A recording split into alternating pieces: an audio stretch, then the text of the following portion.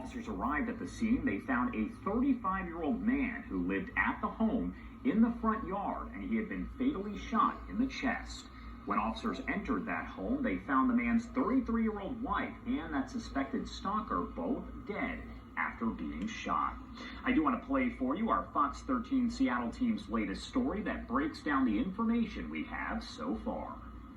In the first homicide in the city of Redmond since 2021, a crazed stalker obsessed with a woman killed her and her husband before turning the gun on himself. This is the absolute worst outcome, for a stalking case. Police Chief Darrell Lowe says this man, 38-year-old Ramin from Texas, is the suspect.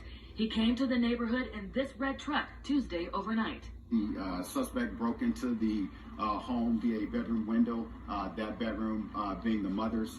She did encounter the suspect. She was aware of what was occurring, and she knew or realized that she needed to get out and get help. Police say the mother of the wife ran for her life to a neighbor's house to call 911. When officers arrived, the mother and neighbor led them to the home. As officers approached the front of the home, a male later identified as the husband of the victim was seen in the doorway. As officers tried to communicate with him, he collapsed and became unresponsive. Officers evacuated him from the front of the house and realized that he had been shot. First responders performed CPR trying to save his life, but he soon died. During the investigation, officers found the man's wife shot in the master bedroom, Ramin dead from shooting himself. The petition for a protection order, filed on March 3rd, says Ramin would leave the woman voicemails more than 10 times a week, sending gifts and flowers to her home, even saying he hired a jazz band to play outside her house for 2 hours, but then called it off. The documents say the suspect would also leave her husband 20 messages a day. He even found her friends' addresses and phone numbers without their permission. Chief Lowe says a restraining order was officially filed with the city's prosecuting attorney's office, with a hearing scheduled for March 17th. A restraining order is simply a piece of paper that allows officers to take enforcement action should a suspect violate the court order, but a piece of paper does not protect a person when someone is intent on causing them harm. Chief Lowe says it was challenging serving the order to Ramin because he was a long-haul truck driver, always traveling the country for work. It was difficult to, pin him down to a location. It wasn't as though he was local and we had a local address to where we could either do surveillance or find him, serve the protective order, etc. He was in a different state, traveled across the country as part of his employment, so that was the biggest challenge. Chief Lowe says the woman and her family worked very closely with detectives since becoming aware of the crazed stalking situation in December 2022, even adding extra surveillance cameras to the home. In this case, the victim did everything that they possibly could. Unfortunately, this person, broke into their home and killed her, and it is a tragic event. Frankie Thompson, Fox 13 News.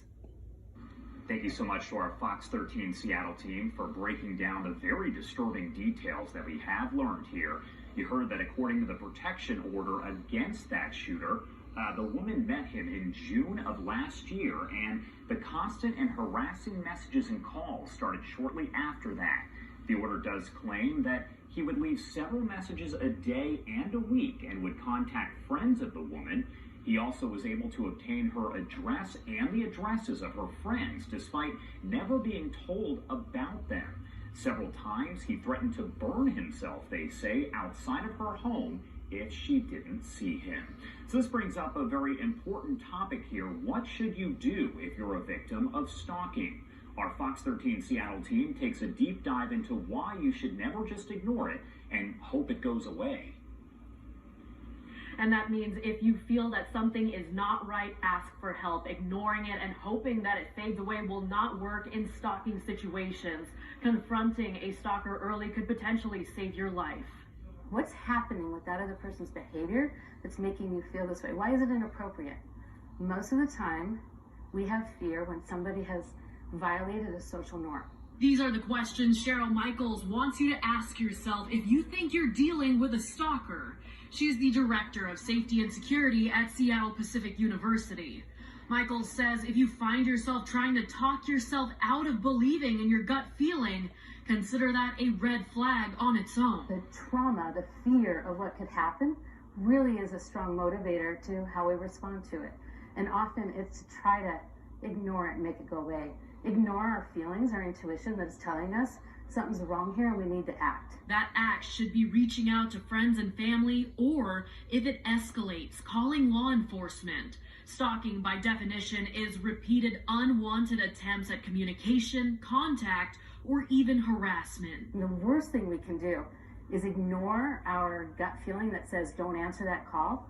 And after 30 attempts, we're like, okay, if I just answer this phone call after 30 times, then maybe they'll stop. And all that's done is taught the person who's obsessed that all they have to do is be persistent for 30 times. And then eventually they'll get to make that connection. Michael says once you make a decision not to engage, you need to stick with it. Consistency is crucial with people who display obsessive behavior. If they continue to pursue contact, keep a record of what they're saying, because that often is what makes the contact a crime. With stalking and the law that's written for stalking, it has to be something that has more criminal intent involved, like threats to damage your property, threats to harm you or a friend. It can't just be the mere phone call or text message, because then we just have harassment.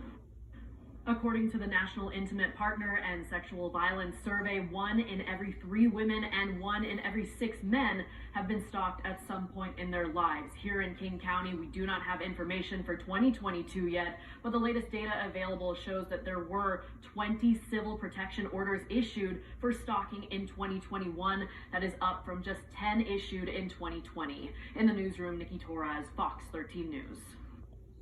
See, that doxing.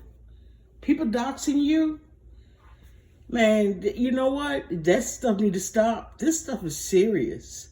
You know, you got some crazy people out here that will do anything that they can do, especially if they like you a lot, or even if they don't like you.